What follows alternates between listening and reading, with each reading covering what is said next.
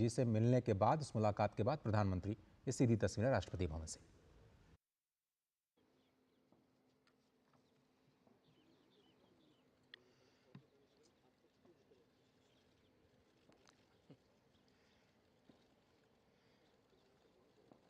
नमस्ते साथियों। चुनाव में जैसे हम लोगों को भी दौड़ धूप रहती है, मीडिया के साथियों को भी बहुत परिश्रम करना पड़ता है, रात दिन दौड़ना पड़ता है, अलग अलग लोकेशन को कवर करना पड़ता है। तो आप लोगों ने भी बहुत कष्ट उठाया है। मैं आशा करता हूं कि मीडिया जगत के सभी साथियों का स्वास्थ्य अच्छा रहा होगा और पिछले एक आध सप्ताह का जो विराम मिला है उसके कारण भी अब आप फ्रेश होकर के फिर से मैदान में आए होंगे। तो 18वीं लोकसभा, और वैसे भी हमारे यहाँ व्यक्ति के जीवन में 18वीं इसका बड़ा महत्व होता है। एक नए कालखंड में प्रवेश करता है टीनेज समाप्त करके। ये 18वीं लोकसभा एक प्रकार से नई ऊर्जा, युवा ऊर्जा और कुछ कर गुजरने के इरादे वाली ये लोकसभा है। और आज़ादी का अमृत महोत्सव के बाद का ये पहला चुनाव है। और एक प्रकार से ये वो 25 वर्ष हैं जो हमारे अमृतकाल के 25 वर्ष हैं, और जो 2047 देश जब आज़ादी की शताब्दी मनाता होगा, एक प्रकार से उन सपनों को साकार करने का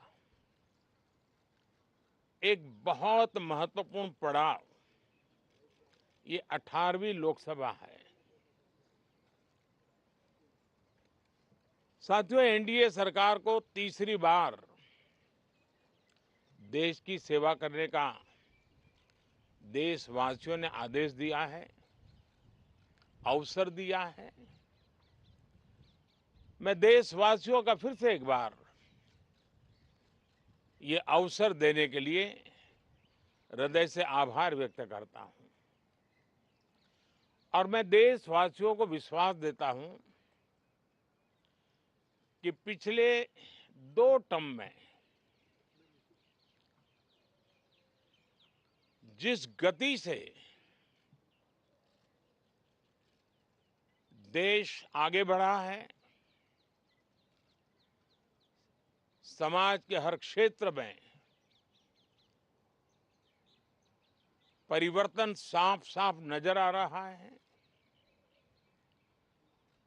25 करोड़ लोगों का गरीबी से बाहर आना, ये अपने आप में हर भारतीय के लिए बड़ा गर्व का विषय है। और मैं देशवासियों को विश्वास दिलाता हूं कि 18वीं लोकसभा में भी, हमारे 5 साल के कार्यकाल में भी, हम उसी गति के साथ, उतने ही समर्पण भाव से देश की आशा आकांक्षाओं को पूर्ण करने में कोई कमी नहीं रखेंगे। आज सुबह एनडीए की मीटिंग हुई थी। एनडीए के सभी साथियों ने मुझे फिर से एक बार इस दायित्व के लिए पसंद किया है।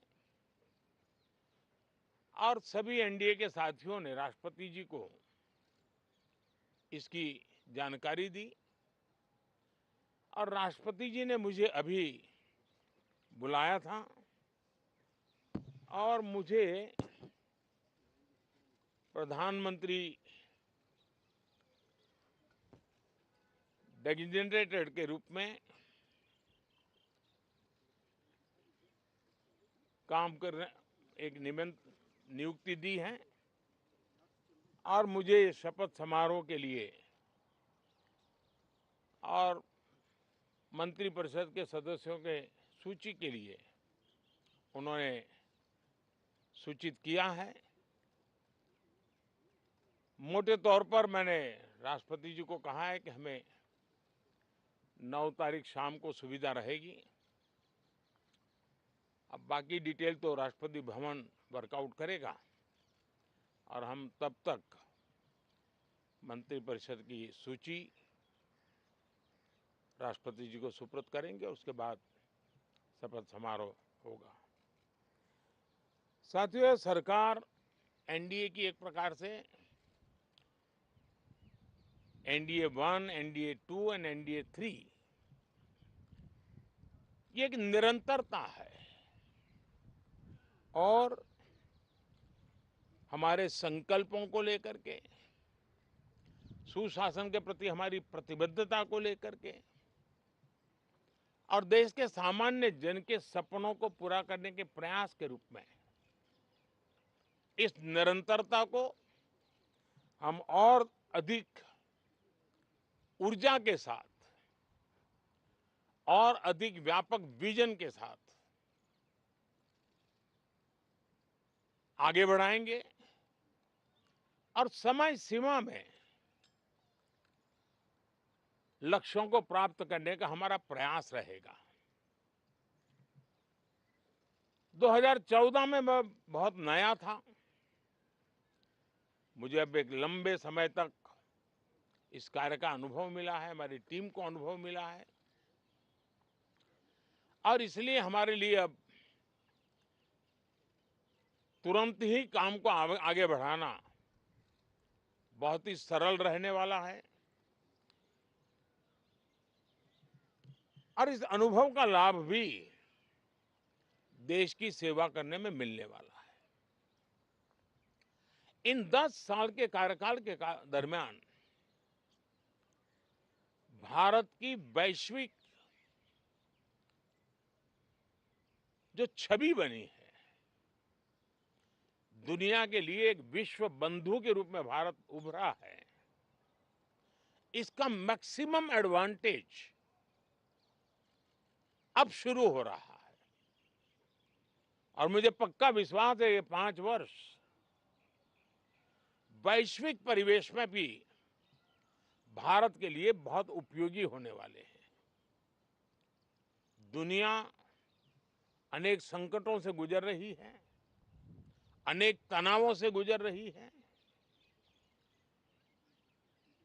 अनेक आपदाओं से गुजर रही है।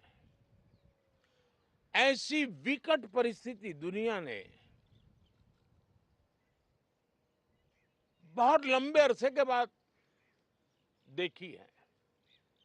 हर देश इन सारी समस्याओं के बीच अपने आप को बचाए रखना, बढ़ाते रहना, चुनौतियों का डगर डगर पे सामना कर रहा है। हम भारत वाले लोग, हम भारतवासी खुद नसीब हैं कि इतने बड़े संकटों के बावजूद भी हम आज विश्व की सबसे तेज गति से बढ़ने वाली इकोनॉमी के रूप में जाने गए हैं। ग्रोथ के विषय में भी दुनिया में हमारी वाहवाही हो रही है। अब एक स्टेबल गवर्नमेंट मिलने के कारण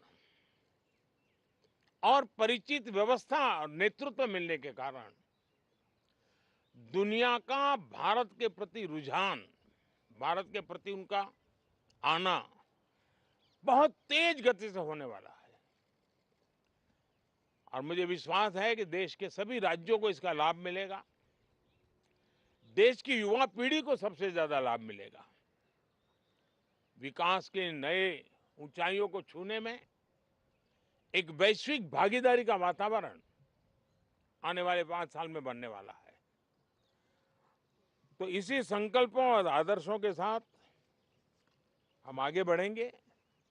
मैं राष्ट्रपति जी का हृदय से आभार व्यक्त करता हूं कि एक बहुत बड़े महत्वपूर्ण दायित्व के लिए उन्होंने मुझे निमंत्रित किया है। आप सबका भी दोस्तों बहुत बहुत धन्यवाद। Thank you.